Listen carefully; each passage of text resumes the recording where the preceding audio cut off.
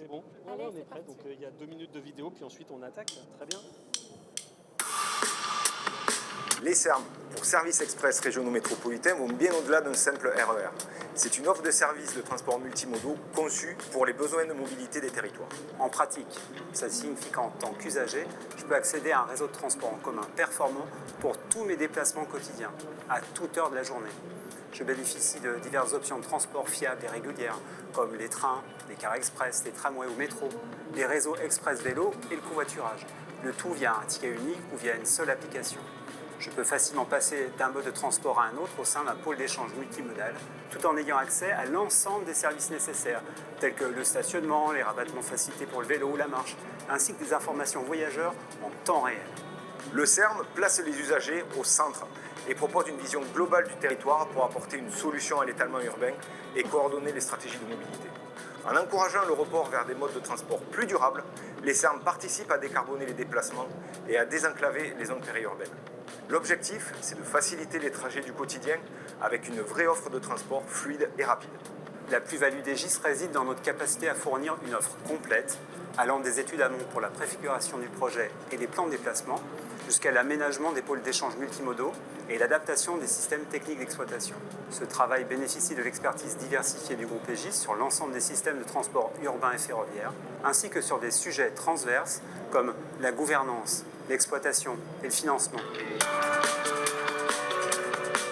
Nos équipes accompagnent des régions, des collectivités, des autorités organisatrices, ainsi que les grands acteurs du SERM, que sont la SGP et la SNCF, pour les aider à prendre les bonnes décisions sur des projets complexes avec de multiples acteurs. Egis a réalisé des études amont sur le projet de RER de Bordeaux. La feuille de route du projet est désormais mise en œuvre avec la première ligne diamétralisée Libourne-Arcachon.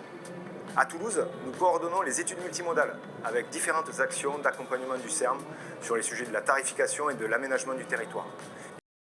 Au service de SNCF Réseau pour étudier les conditions du doublement de certaines sections de la ligne Toulouse-Auch. Pour améliorer la desserte de l'île, les études de développement de nouveaux services ferroviaires sont en cours, avec de multiples scénarios sous l'angle de l'offre, de la fréquentation voyageurs et de la faisabilité technique.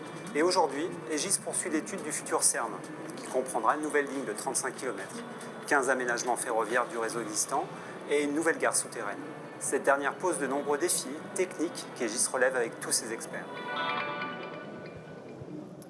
Voilà, bonjour à tous. Comme vous l'avez vu dans cette introduction sur les thématiques de SERM, on voit que globalement, c'est des projets relativement complexes sur lesquels on a des enjeux de planification stratégique importants dans le domaine des transports sur l'intermodalité et les grands projets de transport, notamment dans le domaine du ferroviaire, et pour lesquels, en tout cas, il y a une relation relativement proche à avoir et resserrée entre l'ingénierie, le conseil et puis les acteurs de maîtrise d'ouvrage. Et c'est pour ça qu'aujourd'hui, on voulait vous proposer justement cette intervention donc avec mon collègue Julien d'Egis et moi-même, avec la SGP, avec Anne-Céline Imbaud-Trogoff, qui est la directrice exécutive du développement des transports territoriaux, et puis avec Pascal Mabir de SNCF Réseau, qui est donc responsable de mission programme pour les SERM sur toutes ces thématiques. Voilà, donc pour introduction aussi, et en remerciant aussi nos collègues pour cette discussion et cette invitation, le gros projet justement ou ces thématiques de SERM, c'est essentiellement pour répondre aux enjeux de mobilité. Donc on a vu, il y a des enjeux de décarbonation majeurs. Les objectifs, on sait qu'à 2035, il faut réduire en tout cas de 30% les émissions. On sait aussi que, en tout cas, tout ce qui est véhicules particuliers, ça représente 82% des voyageurs kilomètres. Le transport en commun, y compris le car et le car express, c'est 5% des déplacements en voyageurs kilomètres. Donc en tout cas, on a beaucoup de choses à construire. Et sur ces sujets, on va dire d'évolution des mobilités et de réponse aux enjeux de décarbonation, les projets de SERM avec la loi SERM qui est arrivée répondent justement à ces différents sujets. Ce qui est important aussi pour introduire la question des SERM, et que vous avez vu un petit peu dans la vidéo juste avant, c'est que les SERM, ce n'est pas que des projets de transport. En fait, c'est toute la notion de service. Donc, en fait, un projet de SERM, c'est toute une question sur les questions, on va dire, de tarification, de billettique, d'information voyageur. Donc, c'est des choses relativement complexes et intégrés qu'il faut mettre en œuvre et sur lesquels, bien sûr, les ingénieries comme Aegis, nous travaillons avec des gens, des spécialistes du conseil à la mobilité, des différentes expertises au niveau de la planification des transports, la socio-économie et toutes les expertises, on va dire, ferroviaires, transports en commun, etc. Par contre, bien sûr, comme ces enjeux de transition sont relativement importants sur le territoire et autres, en fait, bien sûr, il y a tout un sujet de technicité et de coordination avec les acteurs. Et par exemple, en tout cas, notamment en termes d'introduction sur les SERM, c'est pour ça que la SGP avec Anne-Céline est justement sur le sujet. Merci beaucoup, Guillaume. Alors effectivement, une des raisons pour lesquelles la SGP a été mise dans la boîte à outils, si je puis dire, des SERM par le législateur, c'est justement parce que ces projets de service sont justement extrêmement complexes. Alors complexes pour plusieurs raisons, parce que multi-acteurs, bien sûr, donc multi-autorités organisatrices. Donc ça veut dire multi-périmètre géographique, mais aussi multi-mode de transport. Et donc c'est cette complexité qui a, je dirais, encouragé le législateur à mettre dans la boîte à outils la Société des grands projets, qui a pris ce nom-là à l'occasion de la loi du 27 décembre 2023, qui a élargi les compétences de l'établissement public, en réalité parce que sur le Grand Paris Express, qui était la raison pour laquelle l'établissement public a été créé, eh bien, il a fallu justement qu'on réunisse toutes les conditions pour mener ce projet extrêmement complexe. Alors, il y a plein de choses qui sont différentes, évidemment, entre le Grand Paris Express et les SERM, mais en revanche, la complexité territoriale des acteurs, l'enjeu de lien entre l'aménagement urbain et l'infrastructure de transport sont des choses qu'on retrouve dans les SERM. Et on est donc ravis, grâce aux SERM, de mettre à la disposition des différents territoires notre expérience. Voilà, donc c'est pour souligner justement un petit peu ces thématiques. Et une des premières thématiques qui revient, et c'est un peu un des grands enjeux pour les territoires, c'est la notion d'accessibilité. Ce sujet d'accessibilité, il est extrêmement important parce qu'en fait, on voit très bien que sur les territoires, on a des territoires très variés, de zones denses de métropole, de zones périurbaines. Et donc, on a toute une démarche là-dessus très importante de structuration, des diagnostics, des études et des préconisations. Parce que dès qu'on parle de SERM, on parle aussi d'armature ferroviaire et c'est des projets qui se produisent à long terme. Donc en fait, on est sur une vision long terme avec des prévisions qui se font sur des décennies et sur lesquelles on a aussi des sujets un petit peu de rupture de tendance. On parlait du télétravail, de changement de certains paradigmes dans la mobilité. Et donc c'est un vrai enjeu pour le voyageur. Mais on a un vrai enjeu pour le fret aussi, parce que les infrastructures de transport, et on le reverra avec Julien et Pascal juste après, elles ont des capacités limitées et on doit justement gérer aussi, on va dire bien sûr, les sillons fret. Voilà. Donc ça, c'est quelque chose de très important. Et là-dessus, donc, pour toute cette thématique, le dialogue aussi avec les territoires est très important. Et donc, on peut rebondir un petit peu sur le travail que fait Anne-Céline sur le sujet. Oui, tout à fait. En fait, ce qui est très important, de toute façon, le dialogue avec les territoires et l'ensemble des collectivités qui seront concernées par le périmètre du service express régional métropolitain est extrêmement important. D'abord pour bien comprendre les besoins du territoire, mais ensuite pour adapter évidemment les solutions de mobilité aux différentes parties du territoire. Et ce qui est très important, comme tu disais Guillaume, c'est qu'en fait on se projette à très long terme parce qu'il y a certaines infrastructures, notamment ferroviaires, qui vont mettre du temps à émerger. Mais en réalité, le SERM, c'est une amélioration de service continue. Donc l'idée, c'est bien de se dire que pour l'usager, on va venir améliorer le service de manière progressive. Et donc, il faut à la fois qu'on ait cette projection de long terme qui est finalement l'ambition cible, et puis de quelle manière on va venir monter ces marches d'escalier au fur et à mesure et améliorer le service pour l'usager. Et ça, bien sûr, ça va de pair avec une capacité à mettre l'ensemble des acteurs autour du projet pour réussir à améliorer le service de manière très rapide au départ et puis au fur et à mesure de gravir les différentes marches. Et puis on a besoin aussi d'avoir de la visibilité sur le financement pour permettre à cette projection de projet de se réaliser et venir donc répondre à l'ambition de service fixée. Alors le sujet après du RER métropolitain pointe tout de suite son nez avec Julien, c'est un sujet aussi très important. Tout à fait, c'est très important, on est étroitement lié avec le concept de mass transit. Et c'est très important de savoir d'où on part et l'objectif à atteindre. Et finalement, dans cette ancienne appellation des SERM, on parlait à l'époque de RER métropolitain. Il faut absolument savoir concilier l'ensemble des modes de transport, dont un des modes de transport favoris pour le mass transit et bien entendu le ferroviaire. Ce mode ferroviaire part forcément d'une base qui concerne tout d'abord les axes qui existent et que l'on va étudier, optimiser. On va donc y développer une offre plus importante. Mais ça, c'est fait uniquement en faisant sauter ce qu'on appelle des verrous capacitaires qui sont, je dirais là, comme des goulets d'étranglement et qui vont avoir tendance, si on ne s'en occupe pas, à freiner finalement l'offre de service qu'on va souhaiter y développer. Donc en gros, on veut favoriser et inciter le maximum d'usagers à faire le maximum de distance avec des infrastructures qui, elles aussi, vont exister pour la plupart, à quelques détails près, à quelques exceptions près sur certains grands projets qui nécessitent des lignes nouvelles. Et tout ça donc avec une offre de service qui se densifie pour séduire le plus possible. Parce qu'il s'agit de ça, à la fin, c'est de séduire les usagers à emprunter les transports publics. Et donc je me tourne vers Pascal maintenant qui va potentiellement nous identifier quelques autres grands défis majeurs pour le gestionnaire d'infrastructures ferroviaires. Oui, tout à fait. Bon, le mass transit, on connaît quand même un petit peu. On en a un qui marche tous les jours et on a vu encore avec les JO qu'il avait été performant au niveau francilien notamment. On disait que les SERM, ce sont des projets de service avant d'être des projets d'infra. Le SERM dit qu'il faut élargir l'offre en heure creuse, qu'il faut élargir la pointe le matin et le soir, qu'il faut avoir une offre incitative le week-end pour prendre le train au lieu de la voiture.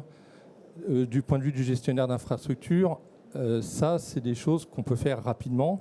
Ça a un impact sur le besoin en matériel roulant et sur le contrat avec les autorités organisatrices et les entreprises ferroviaires de voyageurs, mais il n'y a pas besoin d'infra pour faire ça. Après, le deuxième enjeu, c'est faire circuler différentes circulation, nature de circulation. Donc effectivement, je rappelle que la SNCF ambitionne de faire x2 sur le ferroviaire. Ça a été dit et rappelé par plusieurs présidents, dont le président Farandou. Donc les SERM, c'est un des outils et une perspective très enthousiasmante pour nous. Et l'enjeu, c'est à la fois d'augmenter cette offre au niveau local, mais aussi de faire les points de rendez-vous avec les TGV, notamment dans les gares-centres, d'assurer l'augmentation du fret ferroviaire, puisque je rappelle aussi que la loi précise bien que dans l'augmentation de l'offre, il y a aussi l'augmentation des trafics fret qui était recherchée.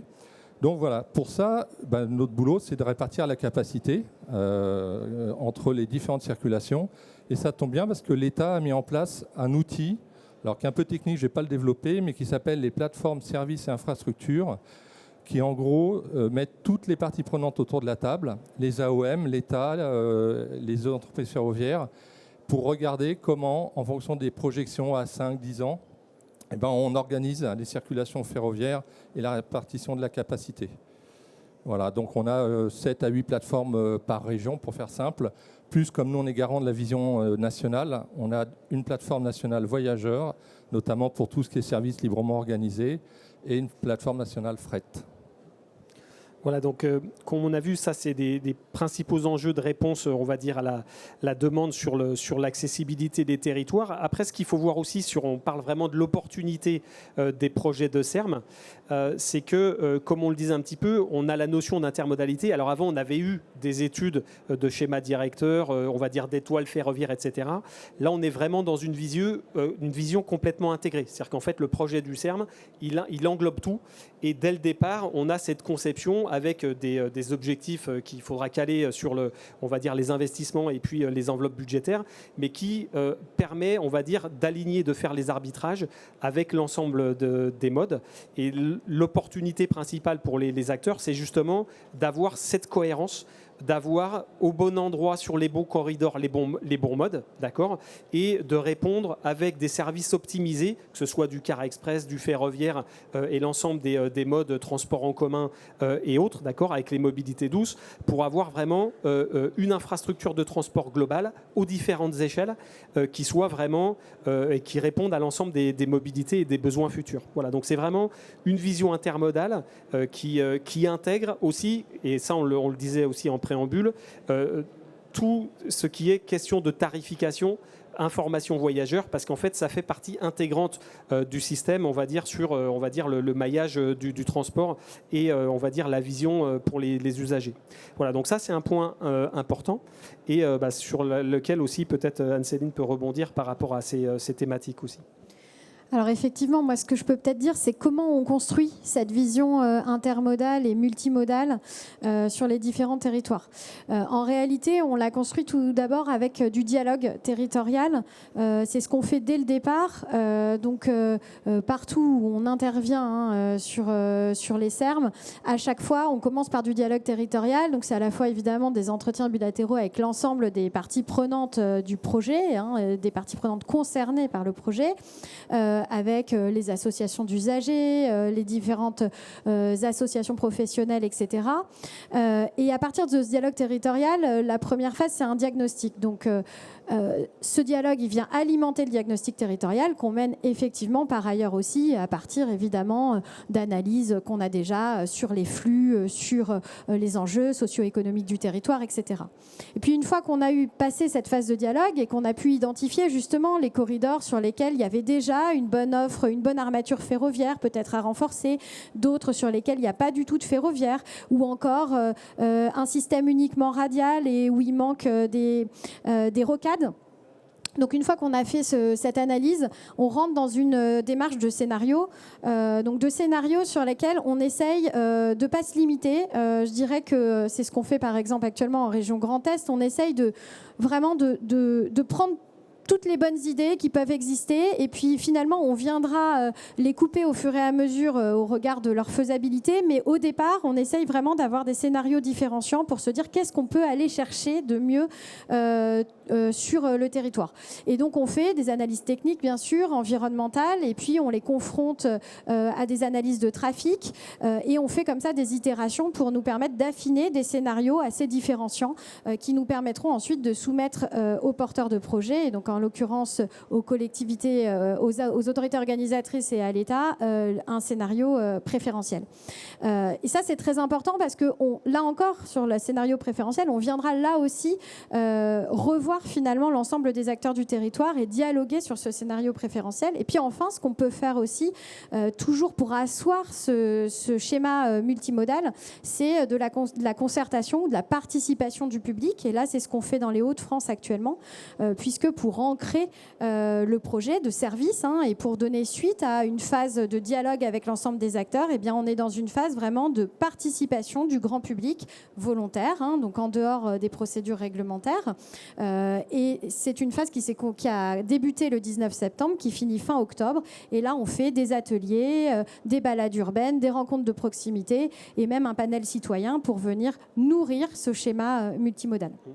Voilà, merci Anne-Céline. Et effectivement, ce qu'on voit donc sur les opportunités justement pour les SERM, on va dire au niveau des développements des projets intermodaux, bien sûr, c'est aussi un sujet très important avec l'armature ferroviaire, donc sur lequel il faut aussi appuyer. L'armature ferroviaire, oui, fait donc partie, comme on le disait juste avant, d'un des grands axes qu'il faut utiliser dans des SERM. Et il y a de multiples opportunités pour le réseau ferré national. Je vais sortir quelques exemples pour aller vite, mais deux exemples assez emblématiques. C'est typiquement la voie. On a sur le réseau ferré national des sections de lignes qui sont dans des états d'obsolescence très variés. Ça peut aller de très mauvais à très bon si ça vient d'être régénéré. Mais la régénération, la modernisation et finalement l'homogénéisation des voies ferrées est un axe particulièrement intéressant à explorer en tant qu'opportunité pour le mode ferroviaire. Typiquement, en ce moment, chez GIS, on est en train d'étudier le doublement de la ligne Toulouse-Auch, qui est une des opportunités dans l'étoile toulousaine pour aller améliorer la qualité de service et donc faire passer plus de trains sur une heure donnée. Deuxième grand exemple, c'est la signalisation. Alors la signalisation, c'est vrai que c'est quelque chose qu'on ne voit pas en tant qu'usager, mais pour autant, sur le réseau ferré national, il y a des postes centenaires qui cohabitent avec des postes ultramodernes, télécommandés, avec aujourd'hui ce qu'on appelle des commandes centralisées du réseau. Tout ça, c'est une population qui doit être mariée et qui doit être tenue compte dans les SERM, puisque ça fait partie donc, du système ferroviaire. Et donc, c'est d'autant plus important que de faire cohabiter des populations aussi hétérogènes en termes de signalisation. Typiquement, pour le RER bordelais, on est en train d'étudier la partie signalisation des aménagements ferroviaires au sud de Bordeaux, chez GIS, et on voit bien quel est l'enjeu de pouvoir homogénéiser et moderniser ce système de signalisation qui est crucial pour l'offre de service. Le macrophasage étant quelque chose d'assez important pour justement parvenir au but, je pense Pascal que tu peux nous dire également beaucoup de choses sur les défis à atteindre. Déjà, la première chose pour SNCF Réseau, c'est la robustesse, priorité absolue à la robustesse d'exploitation. Des trains qui arrivent à l'heure et des trains qui repartent à l'heure.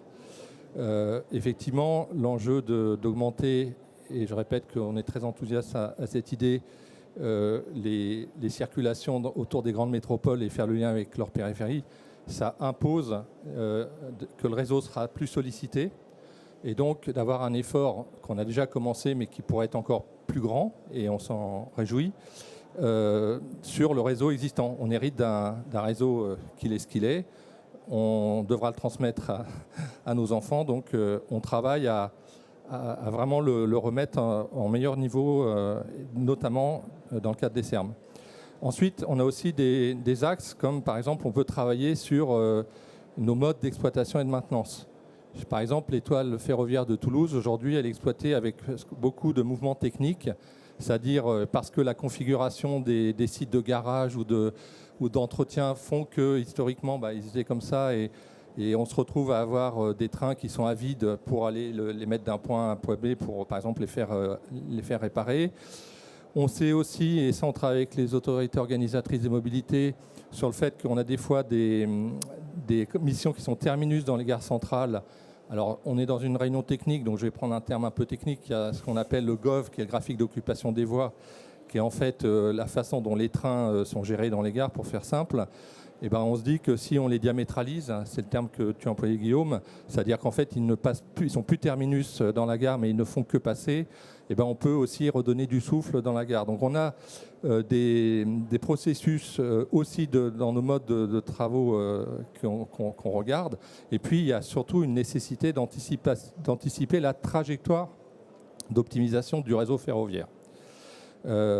On a lancé des grands programmes internes avec un programme qu'on appelle la digitalisation du réseau, qui consiste justement à déployer la nouvelle signalisation européenne qui s'appelle le RTMS.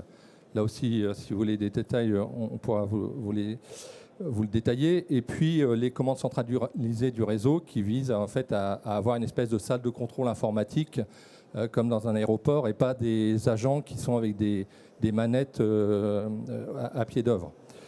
En gare, par exemple, on a mis en service à Annemasse et à Rennes ce qu'on appelle 2 trains sur la même voie. D'ailleurs, si ça vous intéresse, on a une petite vidéo qui présente de façon ludique ce que c'est, qui permet d'avoir 2 trains sur une voie, c'est-à-dire de faire arriver un train sur une voie occupée, ce qui, du point de vue ferroviaire, était complètement proscrit.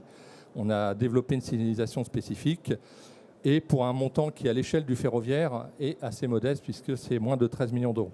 Voilà, donc on a cette trajectoire, la nécessité d'avoir une visibilité sur les financements de la régénération et de la modernisation du réseau, et de la mettre en œuvre concrètement.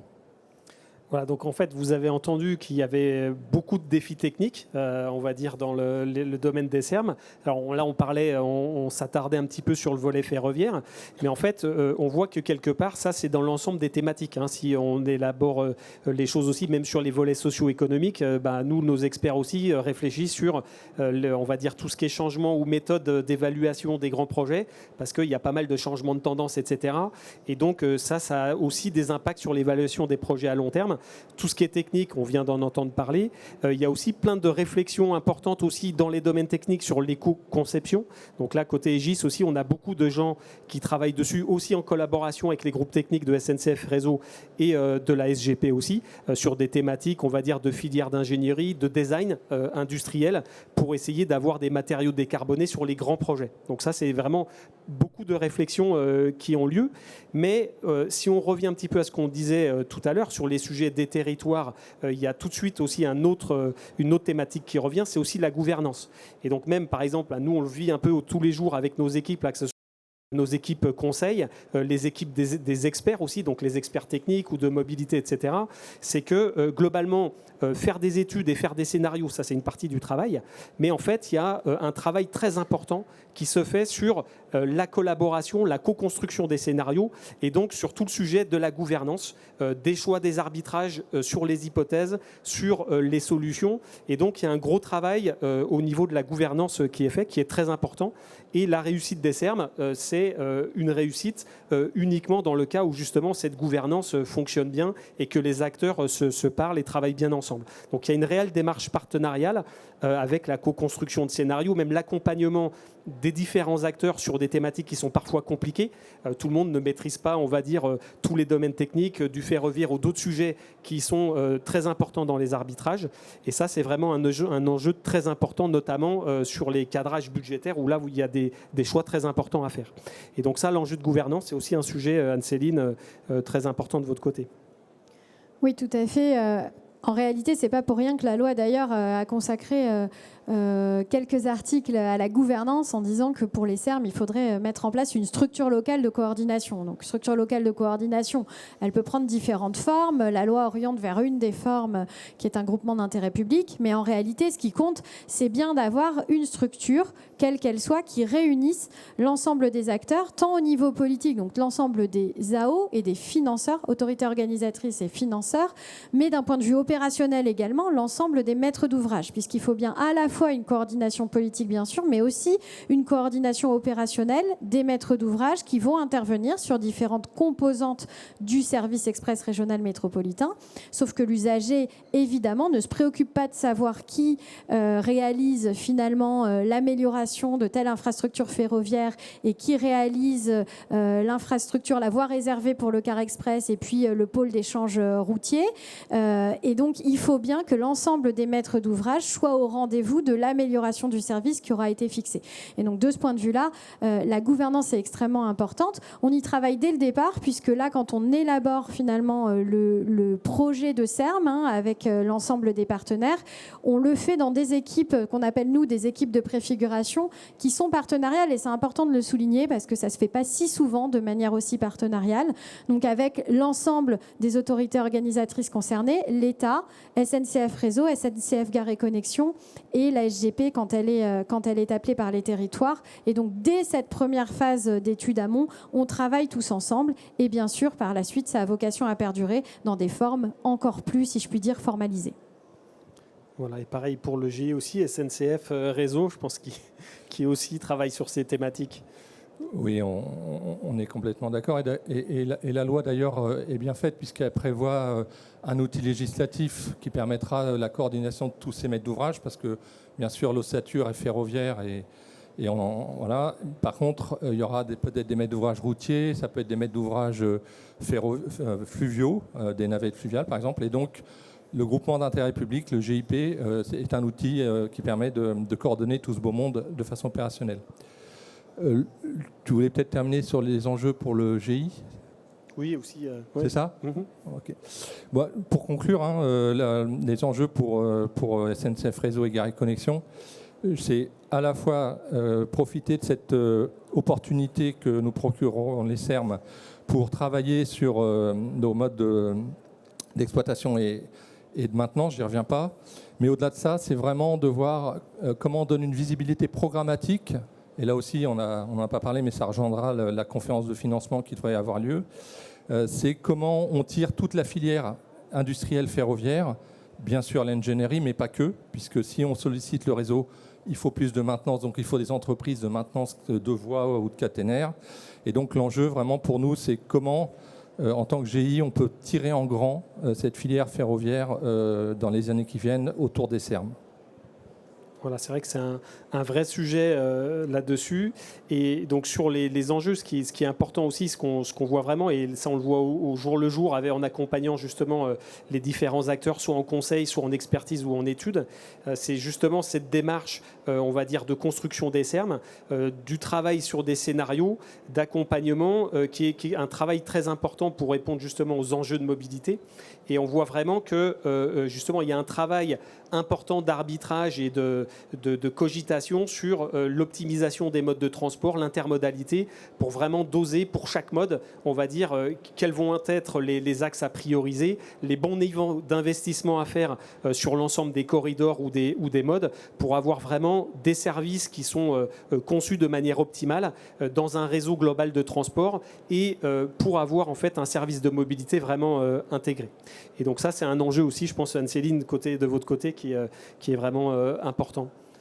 Oui, tout à fait. Je pense qu'en réalité, ce qui est fondamental, c'est de se dire que c'est un service. Et donc, un service, ça veut dire, c'est tout ce qu'on a dit jusqu'à présent, c'est-à-dire que c'est un service de transport multimode. Ça va également de pair, évidemment, avec les questions d'information voyageurs, de parcours voyageurs, de billettique, de tarification intégrée. C'est autant de défis à relever que de se mettre tous autour de la table pour que l'usager, parce que c'est ce qui compte à la fin, que l'usager ait une amélioration de service et que quand il rentre finalement dans le périmètre du Serm, il est un service de transport plus cadencé, plus fiable, avec un billet facile à utiliser, unique, une tarification qui lui permet de se dire que c'est évidemment moins cher que de prendre sa voiture. Et donc c'est tout ça qui nous permettra de faire du report modal et donc de lutter contre l'autosolisme. Et c'est bien là-dessus qu'on est collectivement engagé. Voilà, on vous remercie pour votre attention. Je ne sais pas s'il y a la place pour une ou deux questions.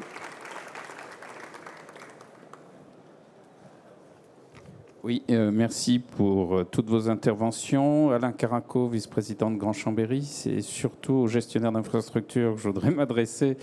Il se trouve que vous avez parlé notamment à un moment des difficultés liées au fait qu'il y avait aujourd'hui encore des trous dans la grille horaire et que c'était relativement facile à faire sans toucher à l'infrastructure.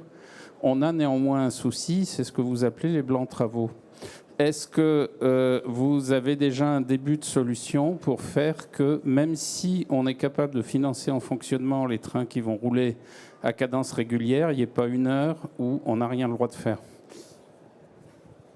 Oui, vous avez raison, on y travaille, puisque en gros, dans les heures creuses, quand les trains ne circulent pas, on en profite pour faire ce qu'on appelle des plages de surveillance, ce que vous citez, Monsieur le Président. On travaille, on regarde justement avec les mainteneurs quels seraient les bougets qu'on pourrait faire.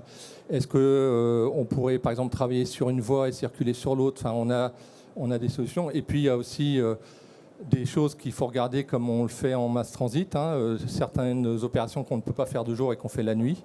C'est ce qu'on fait tous les jours en Ile-de-France.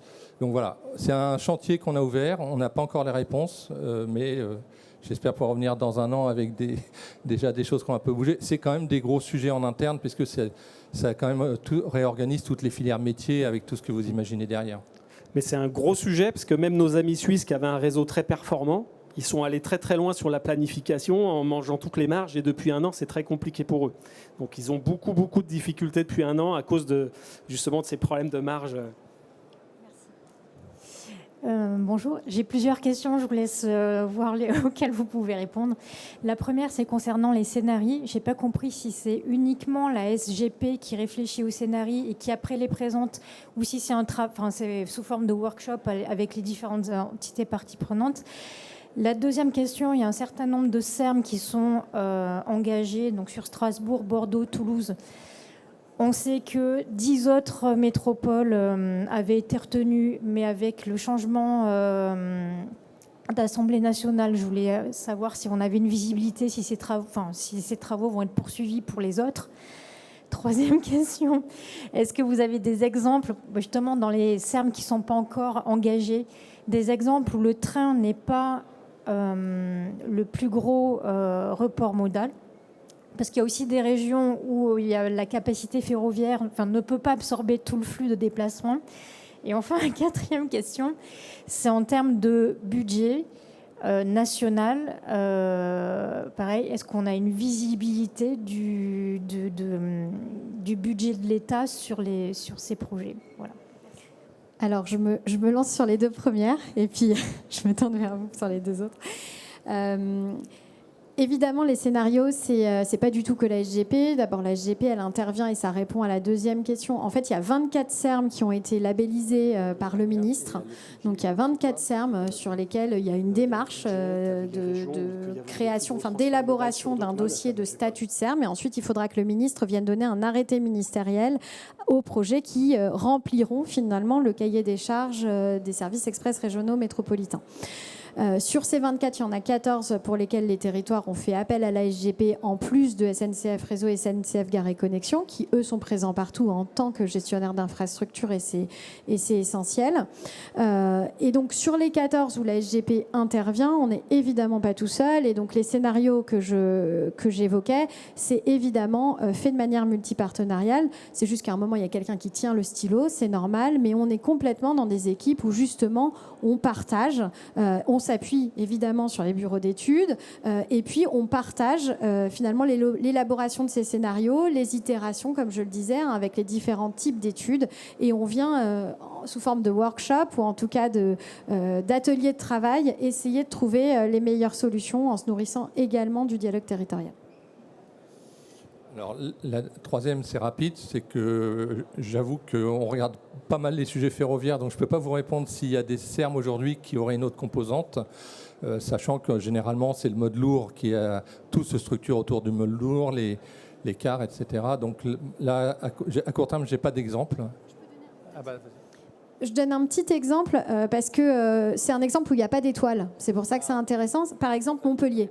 Montpellier, il n'y a pas d'étoile, il y a un arc littoral, un arc ferroviaire littoral. Et donc évidemment, les modes autres que lourds sont extrêmement importants pour venir irriguer évidemment l'arrière-pays montpelliérain, le nord-hérault, etc. Et les premières améliorations de service seront sans doute plutôt des lignes de car express. Récemment, Carole Delga, l'État, le président Soto, le président Delafosse ont inauguré le pôle d'échange multimodal routier de Gignac. Et typiquement, c'est un pôle routier qui a vocation à accueillir une ligne de car express. C'est vrai que pour revenir sur vos questions en général, ce qu'on voit, c'est la question revient sur le cadrage budgétaire, on va dire, qui est un élément très important pour les partenaires. Ce qu'il faut voir aussi, c'est que de toute façon, sur ces projets de SERM et le développement des axes de transport en général, on va avoir de toute manière des arbitrages aussi assez logiques par rapport à la demande de transport. Donc en fonction des flux, il y a des corridors où on sait que le ferroviaire ou développer de nouveaux corridors ferroviaires, le coût va être trop important. Et donc on va être plutôt sur du car express et d'autres modes, transport en commun. Et on va essayer plutôt d'avoir des investissements là où ils sont pertinents sur le réseau ferroviaire, sur des axes où on sait que quelque part on a des voyageurs qui permettent de gérer ces ambitions. Donc c'est ce qu'on disait un petit peu tout à l'heure, c'est vraiment un travail de collaboration sur l'ensemble des partenaires et puis nous on aiguille un petit peu et puis on fait des études ou des conseils là-dessus pour justement donner cette vision corridor par corridor avec une vision globale pour justement doser les scénarios avec des types, on va dire, de modes et de développement de services par axe qui soient vraiment en lien avec le développement des mobilités sur le territoire. Voilà, donc c'est vraiment un dosage fin qui doit se faire et qui se fera de toute façon aussi par rapport aux ambitions budgétaires parce que ça va se faire un peu dans l'ensemble. Voilà. Alors du point de vue justement de l'ambition budgétaire et juste pour conclure parce qu'il faut qu'on arrête. On laisse le plateau. N'étant ni SGP ni SNCF, je peux dire des choses, je ne prends aucun risque. Non, ce que je voulais dire, c'est que du point de vue en tout cas du budget, aujourd'hui, on sait budgéter des études et ce sera fait au travers des contrats de plan État-région, qui ont déjà été signés d'ailleurs pour la plupart. La conférence, par contre, des financeurs est là et donc n'a pas encore été réalisés jusqu'à présent, mais ne saurait tarder si le nouveau gouvernement, en tout cas, planifie ça, pour concrétiser opérationnellement ce qui va arriver après les études. Et donc, c'est ça aujourd'hui la grande attente qu'on a du point de vue des Serm et qui nous ouvre l'horizon, on l'espère, pour mettre en service, comme l'a dit donc, le président de la République il y a quelques temps, 10 Serm avant 2030. Voilà. En tout cas, merci beaucoup pour vos interventions. Merci Anne-Céline de la SGP et puis Pascal aussi des SNCF Réseau pour leurs interventions et la collaboration. Et en tout cas, c'est plein de beaux sujets sur lesquels il y aura beaucoup de travaux dans l'année qui vient aussi. Et ce n'est qu'un début. Voilà.